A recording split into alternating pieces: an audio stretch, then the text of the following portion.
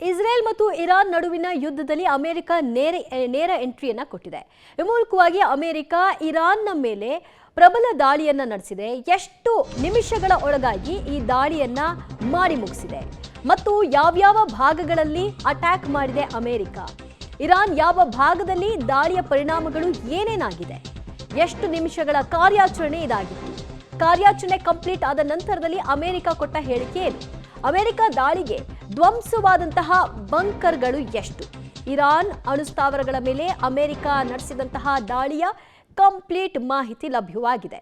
ಯಾವ್ಯಾವ ಅಸ್ತ್ರವನ್ನ ಪ್ರಯೋಗಿಸಿತ್ತು ಅಮೆರಿಕ, ಅದರ ಬಲ ಎಂಥದ್ದು, ಇದರ ಪರಿಣಾಮ ಇರಾನ್ ಮೇಲೆ ಆಗಿದಂತಹ ನಷ್ಟ ಏನು, ಇದೆಲ್ಲದರ ಬಗ್ಗೆ ವಿವರಣೆ ಲಭ್ಯವಾಗಿದೆ. ಆಪರೇಷನ್ ಮಿಡ್ ನೈಟ್ ಹ್ಯಾಮರ್ ಹೆಸರಲ್ಲಿ ದಾಳಿಯನ್ನ ಅಮೆರಿಕ ಆರಂಭ ಮಾಡಿತು.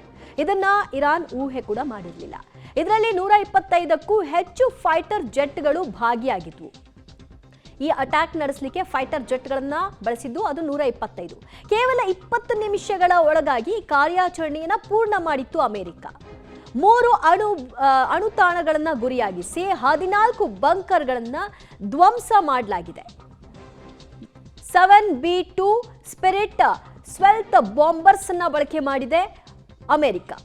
ಇದರ ಪರಿಣಾಮ ಇಡೀ 3 ಅಣುಸ್ಥಾವರಗಳು ಧ್ವಂಸವಾಗಿದೆ. 12GBU 57 ಬಂಕರ್ ಬಸ್ಟರ್ ಅನ್ನ ಬಳಕೆ ಮಾಡಿತ್ತು ಅಮೆರಿಕ. ಈ ಒಂದು ಕಾರ್ಯಾಚರಣೆಯಲ್ಲಿ 12GBU 57 ಬಂಕರ್ ಬ್ಲಾಸ್ಟರ್ ಇಡೀ ಪ್ರದೇಶವನ್ನು ಧ್ವಂಸ ಮಾಡಿದೆ. 24 ಟೊಮೊಹಾಕ್ ಕ್ರೂಸ್ ಮಿಸೈಲ್ಗಳನ್ನು ಕೂಡ ಬಳಕೆ ಮಾಡಿದ್ದಾಗಿ ದೊಡ್ಡಣ್ಣ ಹೇಳಿಕೊಂಡಿದೆ. F-35 ಲೈಟ್ನಿಂಗ್ ಫೈಟರ್ ಜೆಟ್ ಕೂಡ ಪರಿಣಾಮಕಾರಿಯಾಗಿ ಈ ದಾಳಿಯಲ್ಲಿ ಸಹಕಾರಿಯಾಗಿದೆ. ಸಬ್ಮರಿನ್ ಸಹ ಬಳಸಿದೆ ಅಮೆರಿಕ.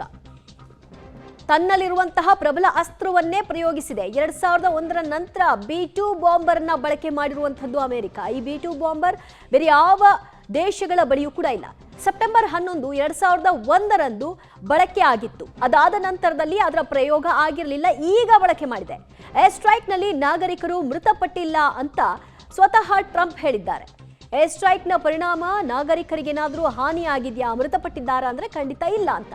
ಆಪರೇಷನ್ ಮಿಡ್ ನೈಟ್ ನಲ್ಲಿ ನಡೆದಿರುವಂತಹ ಕಾರ್ಯಾಚರಣೆಯ ಪರಿಣಾಮ 3 ಅಣುಸ್ಥಾವರಗಳು ನಿರ್ನಾಮ ಆಗಿದೆ ಅಂತ ಅಮೆರಿಕ ಹೇಳ್ತಿದೆ.